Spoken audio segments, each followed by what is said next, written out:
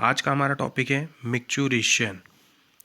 Nephron द्वारा बनने वाला यूरिन अल्टीमेटली यूरिनरी ब्लैडर में ले जाया जाता है, जहाँ पर सेंट्रल नर्वस सिस्टम मतलब कि CNS द्वारा मिलने वाले वॉलंटरी सिग्नल तक यह वहीं पर स्टोर करके रखा जाता है।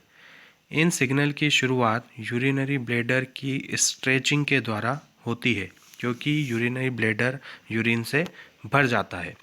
इसके जवाब में ब्लैडर की वॉल पर पाए जाने वाले स्ट्रेच रिसेप्टर्स CNS मतलब कि सेंट्रल नर्वस सिस्टम को सिग्नल भेजते हैं।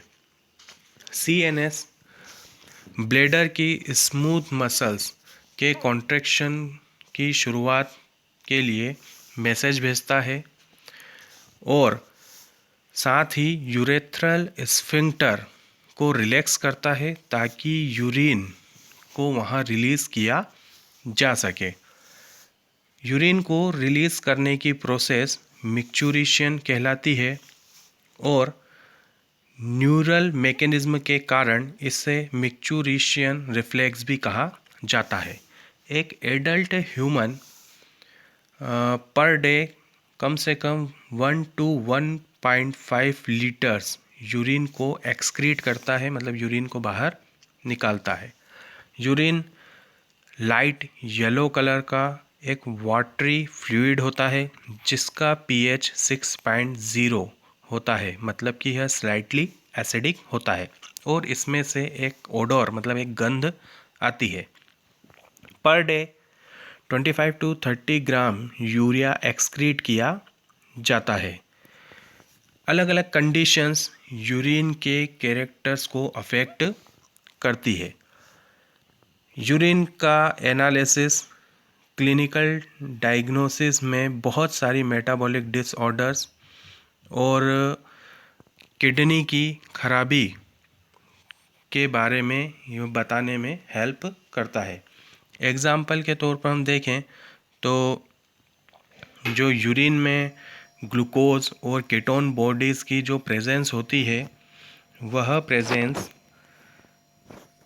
प्रेजेंस यहाँ पर मेलिटस डायबिटीज़ को शो करती है। अब हमारे अगले टॉपिक पर आते हैं, role of other organs in excretion, कि अदर ऑर्गन्स का एक्सक्रीशन में क्या रोल है। किडनी के अलावा लंग्स, लीवर, स्किन ये सब भी एक्सक्रीटरी वेस्ट को एलिमिनेट करने में हेल्प करते हैं। हमारे जो लंग्स होते हैं वह कार्बन डाइऑक्साइड का एक लार्ज अमाउंट अप्रॉक्स 200 ml पर मिनट कार्बन डाइऑक्साइड को और एक सिग्निफिकेंट क्वांटिटी में वाटर को एवरी डे यहाँ पर रिमूव करते हैं।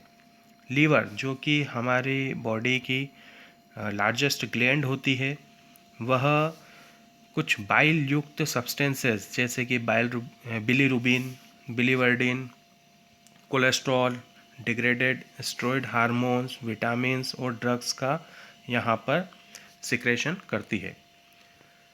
बहुत सारे जो ऐसे इनमें से अधिकांश जो सब्सटेंसेस होते हैं वह डाइजेस्टिव वेस्ट के साथ ही शरीर से बाहर निकाल दिए जाते हैं।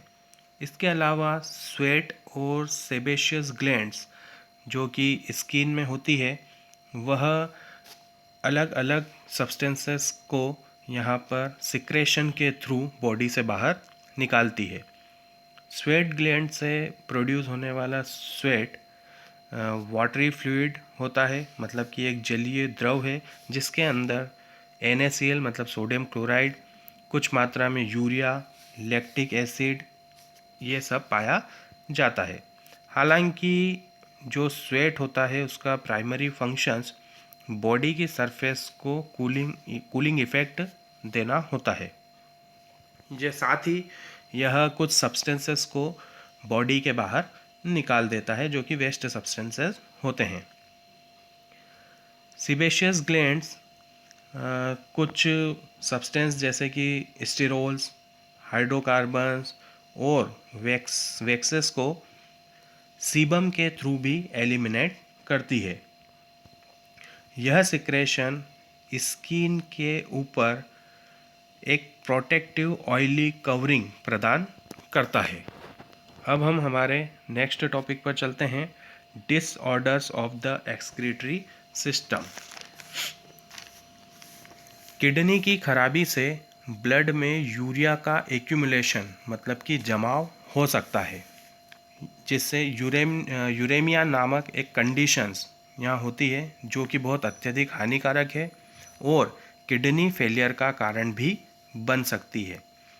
ऐसे पेशेंट्स में यूरिया को हीमोडायलिसिस नामक एक प्रोसेस के द्वारा हम रिमूव कर सकते हैं।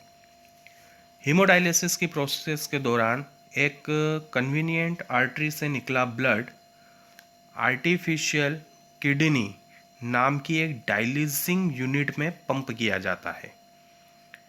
कन्वीनियंट आर्टरी से निकाला गया ब्लड हेपरिन जैसे एक एंटी कोगुलेंट को ऐड करने के बाद, जो हेपरिन होता है वो एक एंटी कोगुलेंट होता है, मतलब थक्का रोधी होता है, उसको ऐड करने के बाद एक डायलिसिस यूनिट में पंप किया जाता है। इस यूनिट में एक कॉइल्ड सेलोफेन ट्यूब होती है जो एक फ्लूइड मतलब कि डायलिसिंग फ्लूइड से घिरी होती है। इस फ्लूइड में नाइट्रोजनस वेस्ट को छोड़कर प्लाज्मा के जैसे ही कंपोजिशन पाया जाता है। ट्यूब की जो इस ट्यूब की porous cellophane membrane concentration gradient की बेस पर मोलेक्यूल्स को जाने की परमिशन देती है। जैसा कि हमें पता है, नाइट्रोजनस डायलिसिस फ्लूइड में अब्सेंट होते हैं, इस कारण ये सब्सटेंसेस फ्रीली बाहर निकल जाते हैं, जिससे कि ब्लड साफ हो जाता है। क्लीन ब्लड एंटी हेपेरिन को ऐड करने के बाद वेन के थ्रू बॉडी में वापस पंप किया जाता है। यह प्रोसेस पूरे वर्ल्ड में पाए जाने वाले हजारों यूरेमिक पेशेंट्स के लिए एक वरदान साबित हुई है। किडनी ट्रांसप्लांटेशन किडनी फेलियर के करेक्शन की अंतिम मेथड होती है। होस्ट के इम्यून सिस्टम द्वारा रिजेक्शन की संभावना को कम करने के लिए ट्रांसप्लांटेशन में डोनर से एक फंक्शनिंग किडनी मतलब कि एक कार्यरत किडनी का ही यूज़ किया जाता है।